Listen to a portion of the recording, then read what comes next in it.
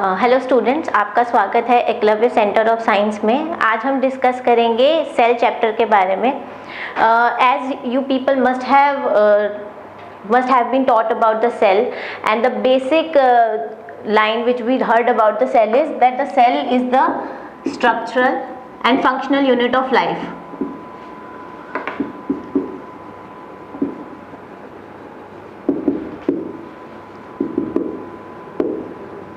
This is the basic definition जो हम class 10th में भी हमने ये पढ़ते आ रहे हैं, but we are going to discuss little beyond this basic definition of cell. Now every cell in our system has a specific role to play. It has a specific function to do. Now the cells of the heart, they have the function of rhythmic contraction and relaxation, whereas the cells which are present in the brain, they have the capacity to send the electrical impulses. Now why these two cells are so different? The basic structure, the basic organelles, they are all same in both the cells, but why they are performing different function? It because they have certain things that the nerve cells are not having. Heart cells must be having something जो आपके nerve cells में नहीं है, इसीलिए nerve cells का काम है conduction. उनका काम है एक सेल से एक इलेक्ट्रिकल इम्पल्स दूसरे सेल तक पहुंचाना, which ultimately lead to the motor function. Now on the other hand heart का काम है rhythmic contraction and relaxation. So उनके सेल्स के पास ऐसा क्या है जो नर्व सेल्स के पास नहीं है? Now there is a term which we use as the reductional biologist, the reductionist biology. What is reductionist biology is कि what is the physiochemical role of the cell which is determining its fate. Now every cell has a different structure and different function. Now how we can tell if we have two kind of cells, how can we differentiate what it would be their function, and if they are performing different function, what this cell is having which this cell is lacking, that's what it is performing that function. इसके लिए reductionist biology के लिए दो approach होती हैं which we follow. It's because like there is two terms, that is in vitro and in vivo.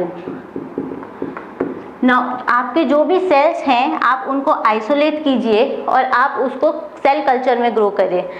आप अपने उसको बॉडी से बाहर निकाल के आप उन्हें इन विट्रो कल्चर में ग्रो करें। आप उनको you provide all the media, all the things which is required for the cell to grow.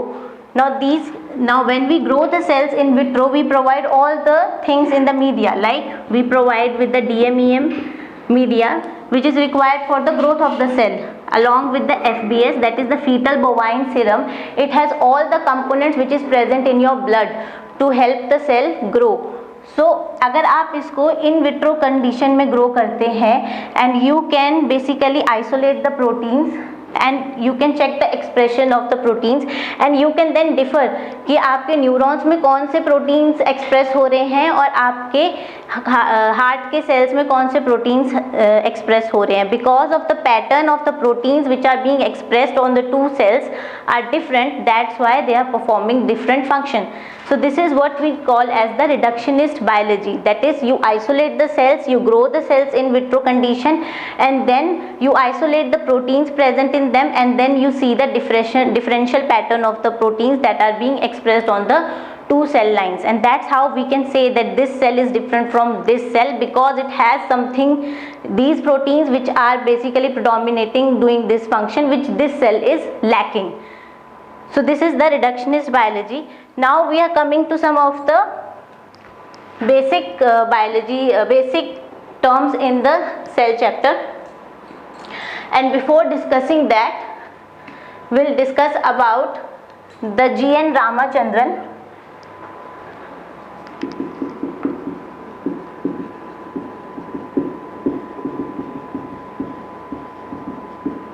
Who is known for its role in determining the structure of collagenase. Collagenase is basically the structural protein. He discovered the triple helical structure of collagenase.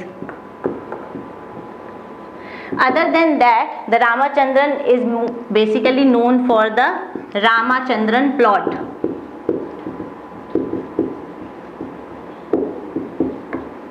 Now everybody, we know that proteins, they are made up of amino acids.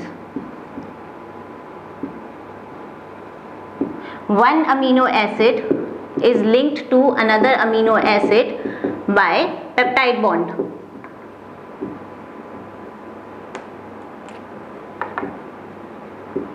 Now, because one amino acid is linked to another amino acid by a peptide bond, and there are many amino acids that will make the chain of a protein, which gives the protein its primary structure. Now, proteins are not present in our cell in a primary structure. They are present in tertiary and secondary structure. The primary structure would lead to the formation of secondary structure.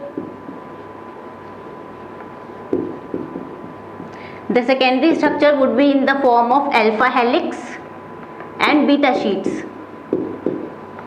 So Ramachandran, he basically made the Ramachandran plot in which you can tell that the protein has which kind of structure, whether the protein structure has the alpha helix kind of structure or beta sheet type of structure, and is it like following in the preferred region of its plot or not. So G.N. Ramachandran got Nobel Prize for this discovery, and his paper on collagenase was published in the Nature journal, which is the well-renowned journal in the science. Now we'll discuss about the cell in general. Now, who discovered cell? It was Anton von Leeuwenhoek who discovered cell.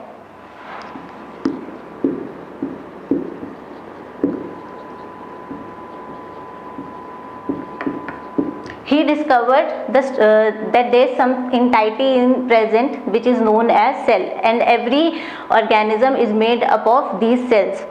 Now later on, Robert Brown discovered that nucleus is present inside the cell, because by that time the microscope made available, so that's why he could identify that inside the cell there is something called as the nucleus. Now we have a cell and we have a nucleus. Now nucleus has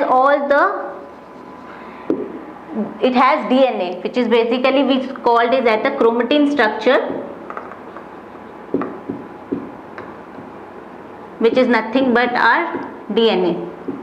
Outside the region of the nucleus is your cytoplasm, in which various organelles are present. It can be your ER, it can be mitochondria, lysosomes, vacuoles. So these are the organelles which are basically present in animal cell. Now, after the discovery of cell and the discovery of the nucleus that is present inside the cell, people discovered that there was a question running in their mind that how cells divide and how new cells are being formed and how so many cells they replenish itself. So there comes the theory, and there were two scientists which led to there were three scientists which led to the discovery of cell theory, but initially it were two scientists. One was Cleiden and the other was Schwann. Now Cleiden observed that in plant cells, like different type of cells, they made up tissue. So he basically found out that there are many kind of cells which can make up the tissue. Next, Schwann was the one who discovered that the cell, it has a membrane which is your plasma membrane.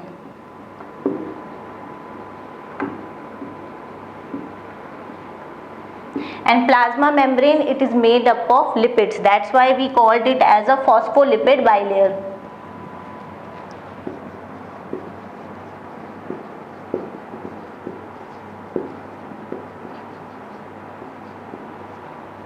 And he also said that the new cells are basically being formed. New cells are being formed from the pre-existing cells. So the cell theory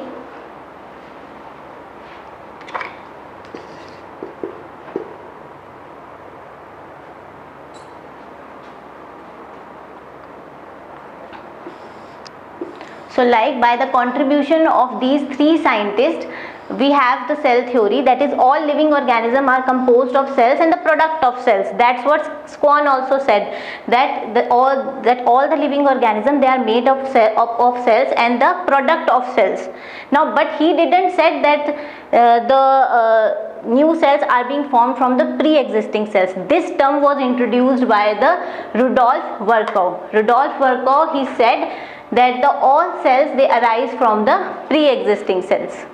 So this was the cell theory, that all living organism, her living organism जो है वो cell से बना हुआ है, and the product of cells, means जो भी cells release कर रहे हैं, but he didn't knew what is the product of cells. Now Rudolf Virchow, he said that all cells arise from the pre-existing cells, मतलब जो cells हैं वो ही नए cells बनाएंगे. अब वो कैसे बनाएंगे? ये there are two processes basically जिसके थ्रू आपका एक सेल और सेल बनाता है.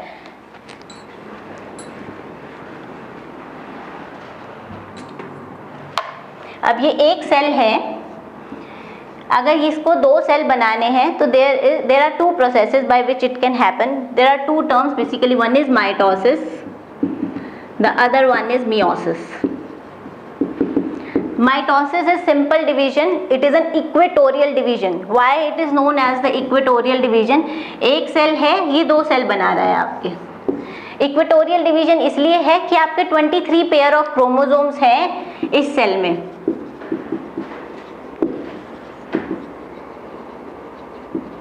अब जब ये डिवाइड करेगा तो इसके अंदर भी 23 पेयर्स ही होंगे. इसके अंदर भी 23 पेयर्स हैं और इसके अंदर भी 23 पेयर्स हैं. तो ये 2n है, दैट इज डिप्लॉयड, और जो ये सेल बना रहा है आगे वो भी आपके डिप्लॉयड ही हैं. दूसरी तरफ अगर हम मियोसिस की बात करें तो मियोसिस के अंदर आपका this is known as the reductional division.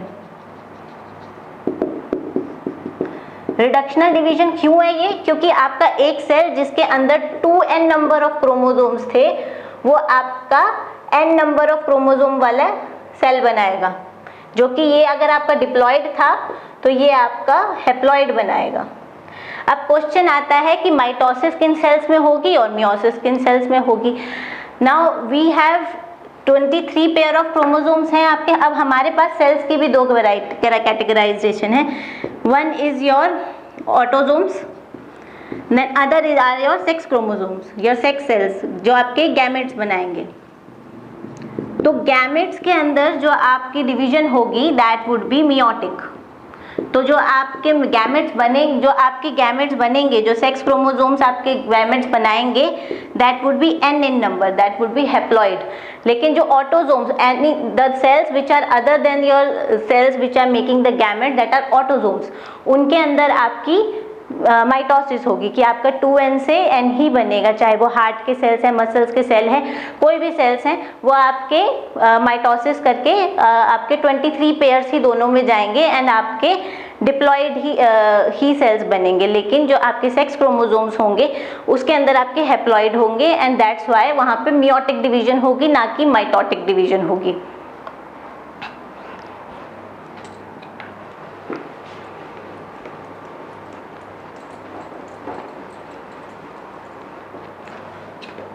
अब हम आते हैं overview of the cell. Overview of the cell में आपके क्या क्या प्रेजेंट है सेल के अंदर. सबसे बड़ी बात आपका सेल है. सेल के अंदर सबसे पहले आपके दो कैटेगराइजेशन ऑफ सेल्स हैं. One is prokaryotic cell, other one is eukaryotic cell. फर्क कहाँ है इनके अंदर? प्रोकैरियोटिक सिंपल है, सिंपल ऑर्गेनिजम्स जो हैं उनके अंदर आपके वो प्रोकैरियोट्स हैं. वेयर एज जो कॉम्प्लेक्स ऑर्गेनिजम्स हैं, मल्टी सेलुलर ऑर्गेनिजम्स हैं, they have eukaryotic cell. And what makes them differ is आपके प्रोकैरियोटिक उसमें आपके जो इसके अंदर आपका मेजर डिफरेंस है कि इसके अंदर न्यूक्लियस जो है, जो आपका डीएनए है that is present inside a membrane. लेकिन प्रोकैरियोटिक सेल के अंदर योर न्यूक्लियस के अंदर जो डीएनए है that is scattered inside your cytoplasm. It is not covered by any kind of membrane. So that is the basic fundamental difference between a prokaryotic and eukaryotic cell. Other than that, eukaryotic cell क्योंकि बहुत complex है, वो हर तरीके के function करता है. लेकिन वो इसलिए कर पाता है क्योंकि इसके पास ऑर्गेनेलीज हैं, वहीं प्रोकैरियोट्स में वो सारी ऑर्गेनेलीज एब्सेंट होती हैं। तो बेसिक डिफरेंस है यहाँ पे, DNA is not bound by any membrane, whereas DNA has membrane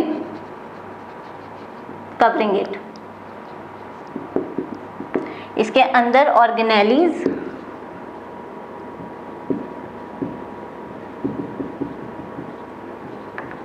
are absent, whereas all the organelles here are present.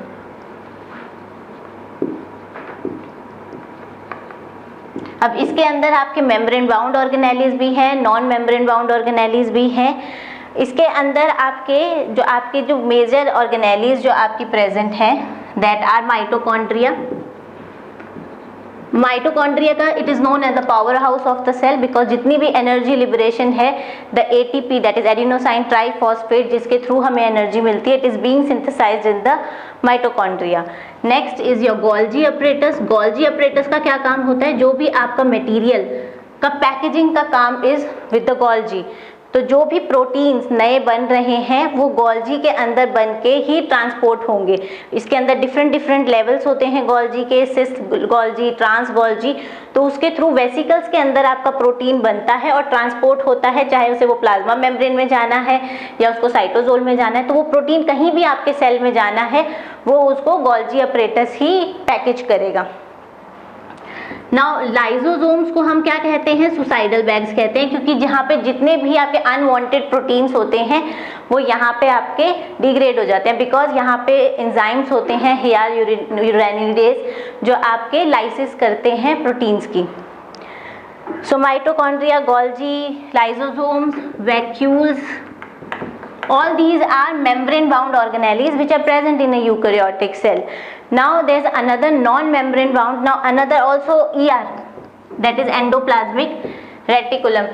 आपका जो भी प्रोटीन जो बनता है वो ER के ऊपर बनता है। वो कैसे बनता है, क्योंकि ER के ऊपर आपके राइबोसोम्स प्रेजेंट होते हैं जहाँ पे आपके प्रोटीन सिंथेसाइज होता है। ER पे प्रोटीन बना, फिर वो गोल्जी के पास गया, गोल्जी ने उसको पैकेज किया, पैकेज करके उसने जहां पहुंचाना था वेसिकल्स के अंदर उसको पहुंचाया। तो ER का काम होता है in the synthesis of protein और वो हेल्प करता है राइबोसोम्स। हम ER की भी दो कैटेगरी होती हैं आपकी, rough endoplasmic reticulum and smooth endoplasmic reticulum. तो rough endoplasmic reticulum is rough because of the presence of ribosomes जो उसके ऊपर प्रेजेंट होते हैं और आपके प्रोटीन्स बनाते हैं। So as I have discussed कि आपके जो भी ऑर्गेनेलीज हैं, लाइक आपके एंडोप्लाज्मिक रेक्टिकुलम है, ER, mitochondria, lysosomes, microbodies, vacuoles, ये सब आपके यूकैरियोटिक सेल में प्रेजेंट है, लेकिन prokaryotic cell lack such membrane bound organelles.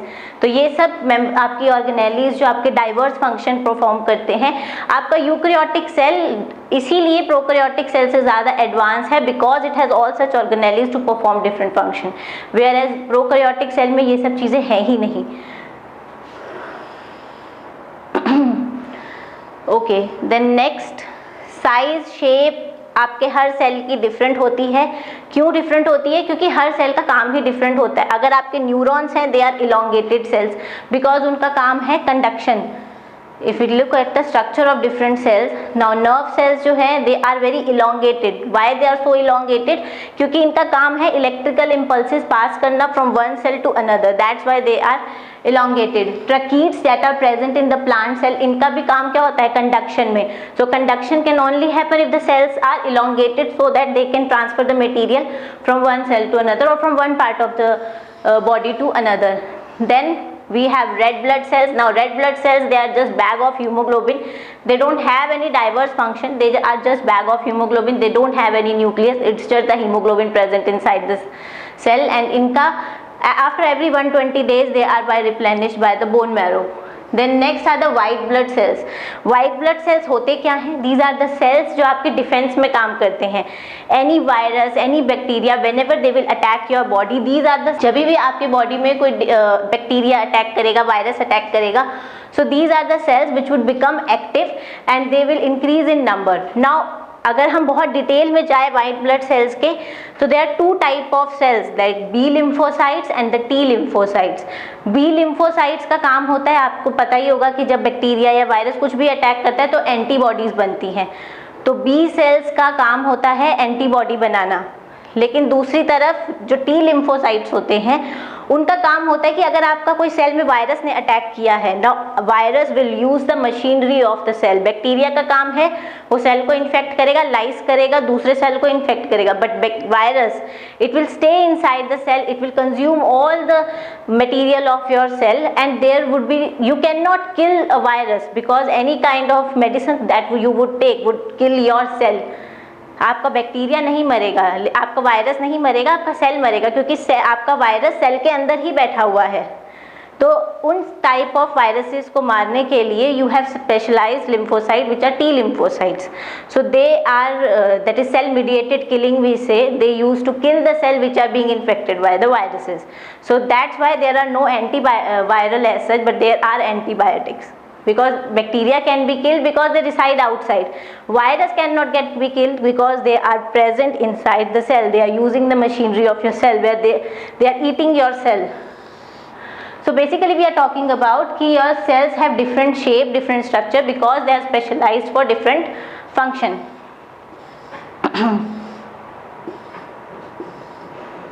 Okay, now if we talk about the size of the cell, the simple cell which is present, which is of very small size, it is the mycoplasma.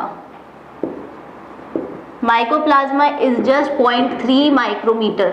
Now mycoplasma is the cell which is basically infect your animal cell. If you look under the microscope, the mycoplasma would just look like a shiny dot. If you stain it with some dye, it will look like a shiny dot inside the cell, and you can say that your cell is being infected by the mycoplasma. And whenever you do like grow cells in vitro, these kind of organisms, they do attack the animal cell. Then next is the bacteria. Bacteria has like 3 to 5 micrometer in diameter. Then another PPLOs, they are another kind of prokaryotic cell which are, that is pleuro pneumonia like organisms.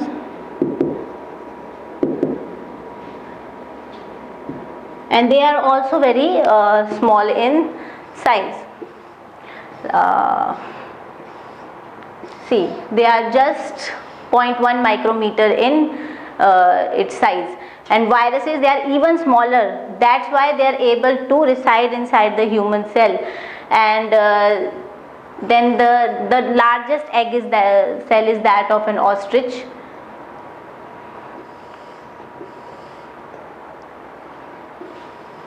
So next, this is the typical eukaryotic cell.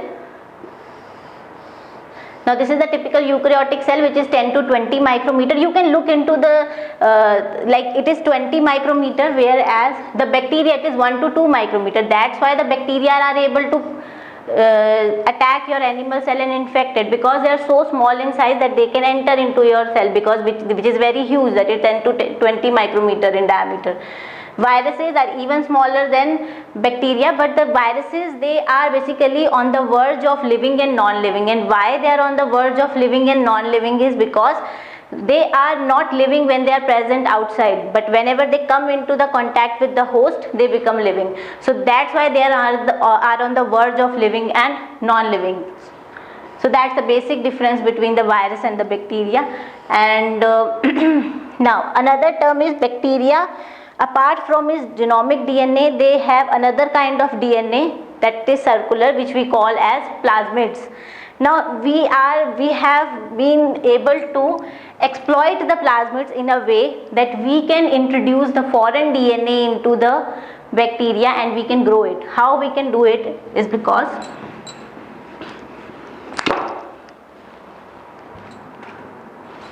like you have a bacteria, the genomic DNA this is the scattered DNA and this is the genomic DNA. Except from the genomic DNA, they have other kind of DNA as well, which is circular, which we call as plasmids. अब plasmids को हमने कैसे exploit किया है कि आपका कोई भी फॉरेन डीएनए, अगर हमें कुछ भी फॉरेन प्रोटीन का आपका फंक्शन पता करना है तो आपने क्या किया, उस प्रोटीन को जो डीएनए कोड करता है आपने उस डीएनए को इस प्लाज्मिड में डाल दिया। पहले आपने प्लाज्मिड को सेल से बाहर निकाला, आपके ये रिकॉम्बिनेंट प्लाज्मिड्स आजकल मिलते हैं, तो इसके अंदर आपने, ये आपका प्रमोटर होगा यहाँ पे बैक्टीरिया का, यहाँ पे आपने अपना फॉरेन डीएनए डाला। आपने फॉरेन डीएनए को डाल के इसको दोबारा बैक्टीरियल सेल में इंट्रोड्यूस कराया। अब जैसे जैसे बैक्टीरिया ग्रो करेगा प्लाज्मिड भी ग्रो करेगा। आप फिर इस प्लाज्मिड को आइसोलेट कर सकते हैं और जो भी आपका फॉरेन डीएनए है वो भी आपका ग्रो करेगा और उसको फिर आप आइसोलेट करके आप उससे प्रोटीन बना सकते हैं, उसका फंक्शन देख सकते हैं। So that can be done because हमको पता है सेंट्रल डॉगमा ये कहता है कि आपका डीएनए है, डीएनए से आपका एमआरएनए बनेगा और एमआरएनए से आपका प्रोटीन बनेगा। अगर हमारे पास डीएनए है तो हम उससे प्रोटीन बना सकते हैं और उसको हम फंक्शन वगैरह सब देख सकते हैं। तो कहने का मतलब ये है कि जो आपके ये प्लाज्मिड्स हैं जो आपके बैक्टीरिया में प्रेजेंट है, हमने उनकी एडवांटेज लेके हम उनको आजकल अपनी रिकॉम्बिनेंट डीएनए टेक्नोलॉजी में हम यूज़ करते हैं उनको। So these are not just the structure which are present in the bacteria but they are also useful for us. इसके अलावा अगर हम बैक्टीरिया की बात करें तो बैक्टीरिया का भी अलग अलग डिफरेंट साइजेस में आपके बैक्टीरिया आते हैं।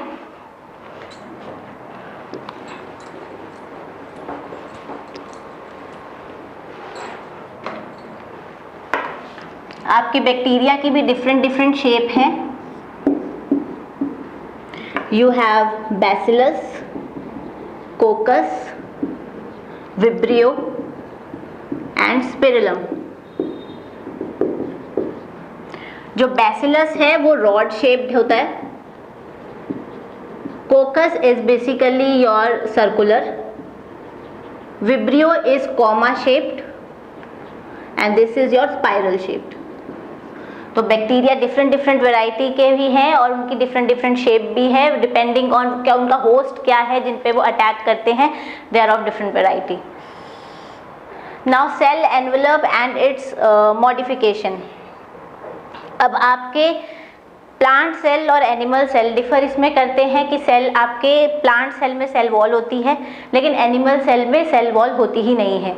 और आपके ये जो प्रोकैरियोट्स हैं बैक्टीरिया, इनके अंदर भी आपकी सेल वॉल होती है। तो इनके अंदर जो अरेंजमेंट होता है सेल मेम्ब्रेन का वो कैसा होता है, जैसे हमारे एनिमल सेल में आपकी प्लाज्मा मेम्ब्रेन है सिर्फ।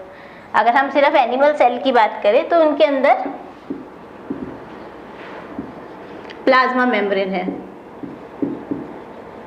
अब प्लाज्मा मेम्ब्रेन कैसी होती है, प्लाज्मा मेम्ब्रेन होती है it is made up of phospholipid बायोलेयर।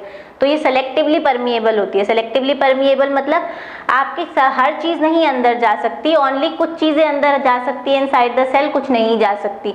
For certain things you need the transporter proteins. तो होती कैसी है आपकी प्लाज्मा मेम्ब्रेन, इस तरीके से होती है, फॉस्फोलिपिड बायोलेयर इस तरह से आपकी प्रेजेंट होती है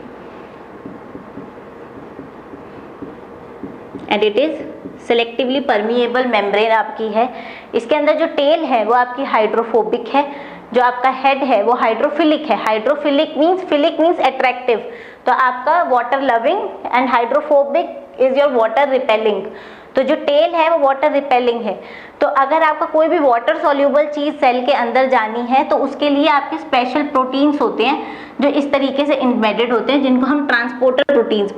अब आपका एनिमल सेल जो है उसके अंदर जो प्लाज्मा मेम्ब्रेन है that is a phospholipid bilayer. लेकिन जो आपका यही आपका प्लांट सेल है, प्लांट सेल के अंदर आपकी जो मेम्ब्रेन है आउटर वो 3 पोर्शन में डिवाइडेड है।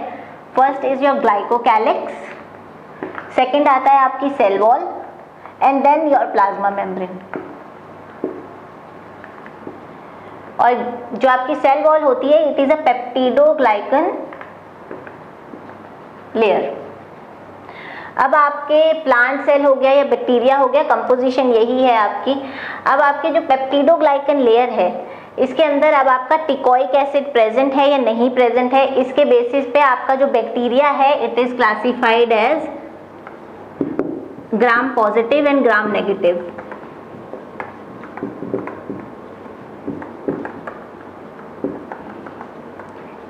If it is gram positive, that means it will take up the gram stain. Gram stain it is just a composition of crystal violet and iodine. तो अगर पेप्टिडोग्लाइकन लेयर के अंदर teichoic acid होता है and it is thick, then it will retain that stain and that's why the bacteria would be gram positive.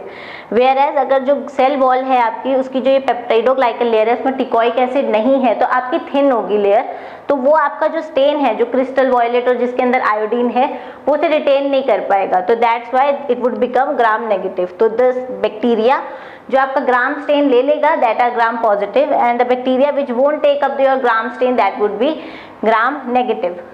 जो इसके अंदर दिखाया हुआ है कि आपके there are gram positive and gram negative. Gram positive are the one that will take up the gram stain and whereas the gram negative bacteria it won't take up the gram stain. Now glycocalyx it can be your, अगर आपका glycocalyx जो है वो thick है तो वो आपका capsule type बनाएगा, और अगर यही आपका जो ग्लाइकोकैलिक्स जो आपका प्रेजेंट है वो अगर लूजली आपके प्रेजेंट है ग्लाइकोकैलिक्स कोट तो वो एक स्लाइम सी लेयर बनाएगा। इसके अलावा आपके मेम्ब्रेन प्लाज्मा मेम्ब्रेन की इनफोल्डिंग्स होती हैं जिनको हम मीजोजोम्स बोलते हैं। They are infoldings of the plasma membrane that are known as the mesosomes.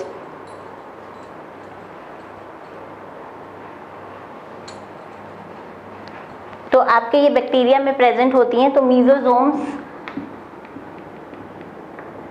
are infoldings of the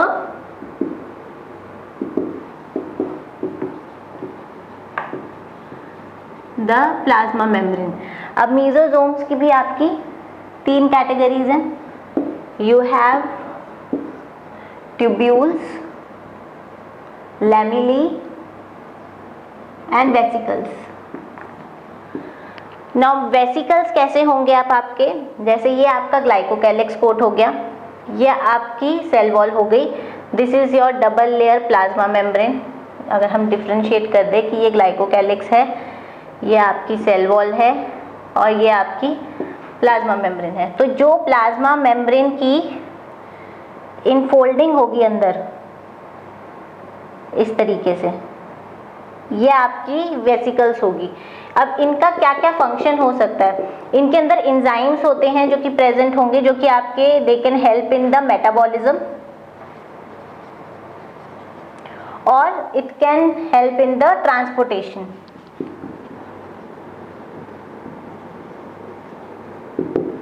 तो ये वेसिकल्स का स्ट्रक्चर होगा। अब ट्यूब्यूल्स कैसे होंगे, it's tubules are basically T shaped. तो आपके ये है इस तरीके से,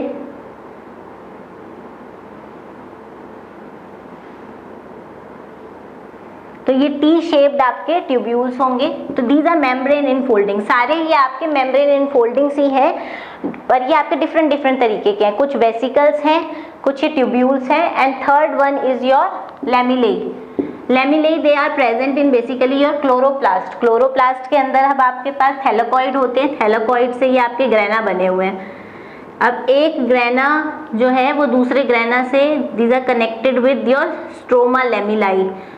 तो दीज आर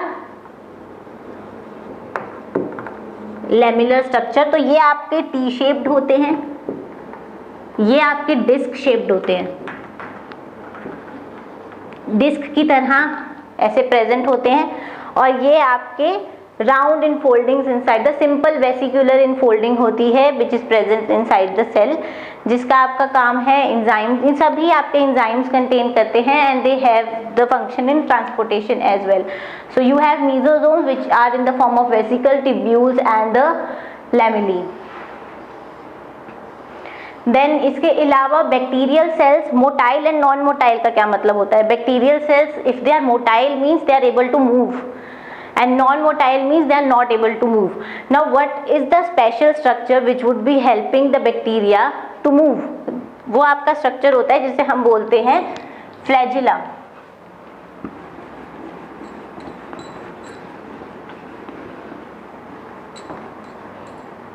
अब फ्लैजिला जो होता है, अगर आपका बैक्टीरिया मोटाइल है, it is because of the present of flagella, और ये बना होता है आपका फ्लैजिलिन प्रोटीन से। और अगर इसका हम स्ट्रक्चर देखें तो स्ट्रक्चर कैसा होगा, स्ट्रक्चर के 3 पार्ट होंगे। The structure is having 3 parts. पहला है filament, hook and your basal body. तो ये किस तरीके से होंगे आपके,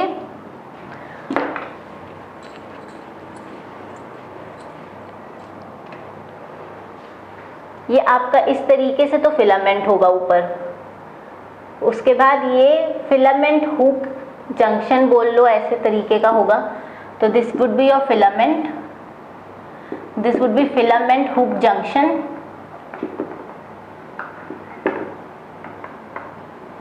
ये आपका हुक होगा। एंड यहाँ से फिर आपके बेसल बॉडी शुरू हो जाएगी। इसके अंदर आपके पी प्रोटीन, पी लूप, ये सब तरीके के स्ट्रक्चर आ जाएंगे, but this would be your basal body. वो काफ़ी कॉम्प्लेक्स हो जाएगा अगर मैं यहाँ पे बताऊंगी ये पी एल और ये सब कंफर्मेशन, बट सिर्फ बताने के लिए कि किस तरीके का स्ट्रक्चर होता है कि जो which is helping the bacteria to move. It is because आपका फ्लैजिला है, फ्लैजिला के 3 पार्ट्स में वो डिवाइडेड है, फिलामेंट, हुक और आपकी बेसल बॉडी, जिसकी वजह से bacteria is able to move. यह आपका बेसिक कोई प्लाज्मा मेम्ब्रेन सेल वॉल है, यहाँ पे ग्लाइकोकैलिक्स होगी, सेल वॉल होगा, प्लाज्मा मेम्ब्रेन है, उसकी बेसल बॉडी है ये, और ये उसका आउटर एक्सटेंशन है which is helping it to move. इसके अलावा आपके पिलाई और फिम्ब्री, ये भी स्पेशल प्रोटीन्स होते हैं जो कि it is present outside the cell, tubular structure होते हैं, बट इनका इतना काम मूवमेंट में नहीं होता, बल्कि इनका काम होता है कि जैसे किसी रॉक के ऊपर दे आर बैक्टीरिया जब प्रेजेंट है तो उनको अच्छे से बैक्टीरिया के ऊपर होल्ड रह सके बैक्टीरिया रॉक के ऊपर, तो उनका ये तरीके का काम होता है, उनका काम मूवमेंट में नहीं होता है।